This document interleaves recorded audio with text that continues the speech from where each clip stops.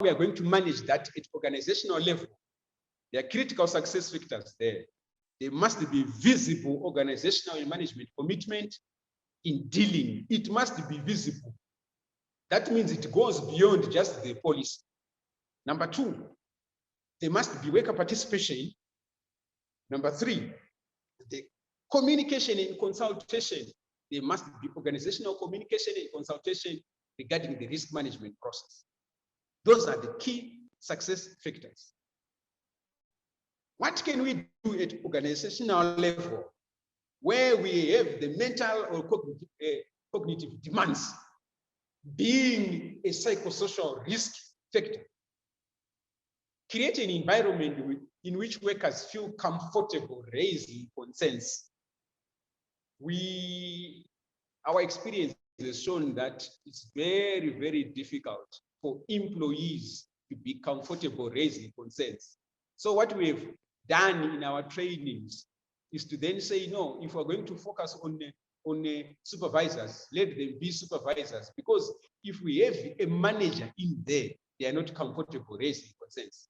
If we are going to be focusing on shop floor, let them be there alone. If we just have a supervisor in there, they are not comfortable. We also want to offer counseling support to workers who are experiencing high stress levels. In as far as time pressure and role overload is concerned, we want to ensure that there is sufficient breaks taken over long shifts. Number one. Number two, critically, encourage workers to take leave. I will ask the participants here, when was the last time you took leave? You want to look as if you are not at work, the organization, that's not it. The organization will fall or we will not go on. No, you need to take leave. You have another life outside your work. Let you not your work crowd out everything else about you. Emotional demands. Foster a culture of openness. We have people who have committed suicide. Yet, if the climate of the organization was such that they are able to speak about the situation they have found emotionally challenging, we could have done away with that. So let's create a culture of openness. My challenge to you guys, especially supervisors, managers, please make sure you create a personal relationship with your subordinates so that they feel confident, comfortable to talk to you about what is happening in their lives. Follow up with workers who have experienced an emotionally demanding situation. Hey, HR, it's very easy. Someone has lost a kid. It's very easy to just say, guys, we need money there, flowers there. It's, well, to a certain extent, that's good, but always follow up. Always have an interest, because this is an emotionally demanding situation.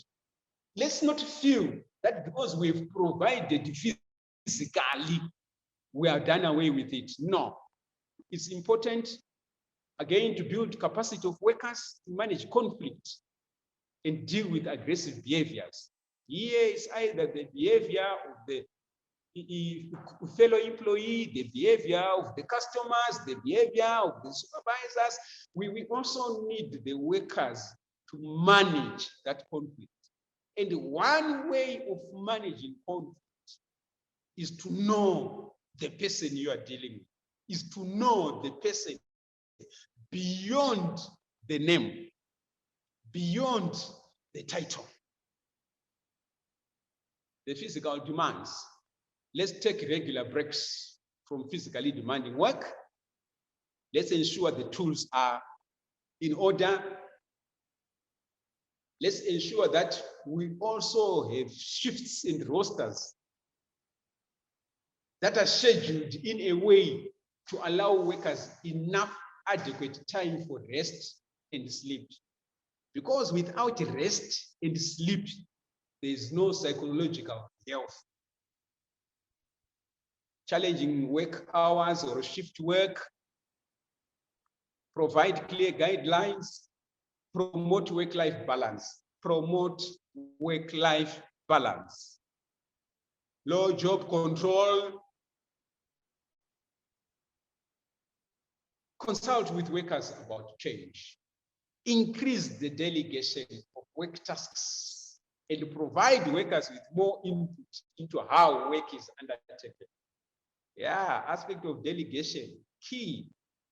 But most managers, they don't want to delegate. Why?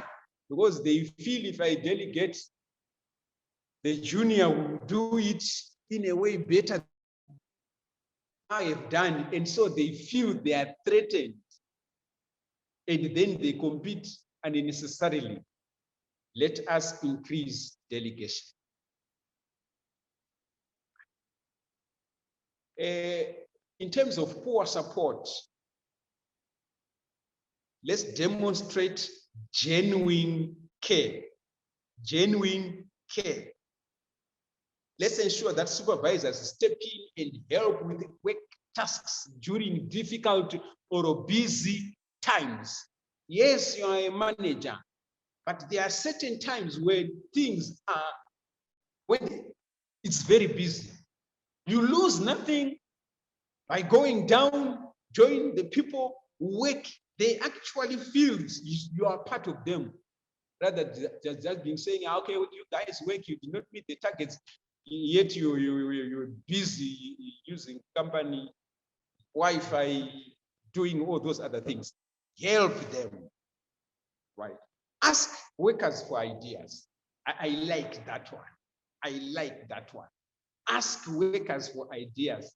In one company I worked with in 2019, the employees, they said, Mdara, we are told that you stop thinking once you enter the gate. Once you are in the gate, we think for you. That's not it. We want those people. No, they have what I call operational grasp. They know the work. Ask them for ideas. It will help. The relationships, again, like we talked about, poor work relationships, let's have the policies in place, respond in a timely and effective manner to workplace concerns. Worker complaints, respond in a timely manner. But unfortunately, most organizations are found wanting there. Address inappropriate behavior. Address, but because the person there in one organization, they call them greenbacks, those people who are related to the CEOs, to the directors and so forth. When they do anything which demands a timeous response, it's not done. Everyone else is watching, and what does that do?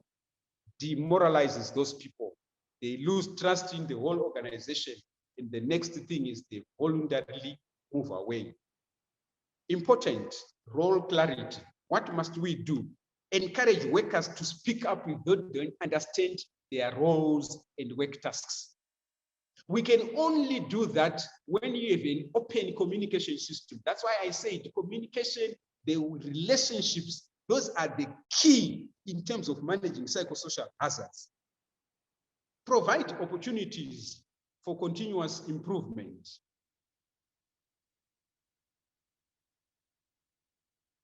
Low recognition. This is, when we talk of stress now, this is the effort-reward imbalance. When we talk of stress models, is the effort-reward imbalance. If someone works hard, that person must be rewarded. Ensure that workers are provided with feedback that is timely, specific, practical. Recognize and reward workers for their efforts. right? That's key. I will highlight some government departments where they will say, no, some people, if you move from a private organization to a government, they actually say, we have now gone to retirement. Because I also deal a lot with government organizations. Why? Because they are saying the reward and the effort, they don't match. Why work so hard when I will only get this much? Even if I work as hard. So one, it comes from the person realizing that I am not being rewarded, number one. Number two, it also comes from the peers who will then say, hey, you've worked yourself so hard. What have you got? Same pay with me, who works half the effort. So law recognition and reward need to be managed. And organizational justice, let us be fair. And let us clearly explain how we come up with decisions. And then behave and interact with others consistently and promote an employee assistance program that responds to both work and non-work related individual issues and concerns. That's the key there. We've got work-related individual concerns. They have to be managed. But you also need to look at the non-work-related individual concerns. Because if you don't manage those non-work, they will have a bearing on the work issues. When it comes to poor organization and change management, respect individual differences. Especially managers, supervisors, we have problems respecting the differences because we think we know it all. What do? We frustrate people out of the organizations, or we frustrate them to the extent that they will just give the barest minimum for them to survive. Especially these days, it's an employer's environment. If you move out, it will be very difficult to get another job. So they will just hang in there for the sake of the paycheck. The aspect of the lone worker is now coming. The advantages, we've talked about it. Isolated work, provide training to workers to help them prepare for working alone. It's one thing to tell the person that you are now going to be working alone because of the COVID issues, because of the environment. It's important that you provide training to them, especially resilience training, right? Avoid work at risky times of the day. I think this has been talked about in detail, and I liked what was coming up, risk-based deployments. All those issues will help in managing the effects of isolated work.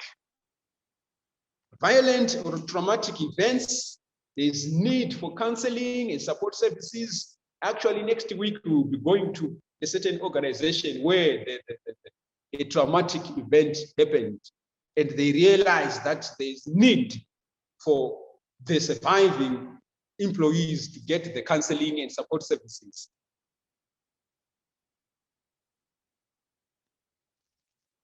In a nutshell, we looked at work schedules, looked at participation in control, we looked at the workload, we looked at the work content, we looked at clarity and definition of role, we looked at social responsibility, security, but again, it's too much work without play. It's not good.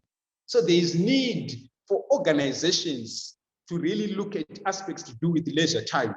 Maximize leisure time to restore physical and mental balance adaptively. It's important. We have organizations who then have either chess, snooker, you've got ball games at the workplace. Some will then do weekends. But you want others, they have annual holidays.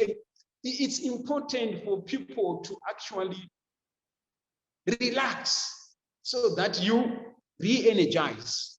Offer comprehensive counseling through a psychosocial department. You can even have resident psychologist at the workplace. Have psychosocial champions in departments who can then assist management to identify the issues within team members. This is very, very key because it is the team members who interact on day-to-day. They interact in the toilet, they interact in the workplace, they interact at canteens and all that stuff. And they are better placed to identify the psychosocial management. To me, this is a key. Let's have psychosocial champions. We can even have them within the umbrella wellness champions training.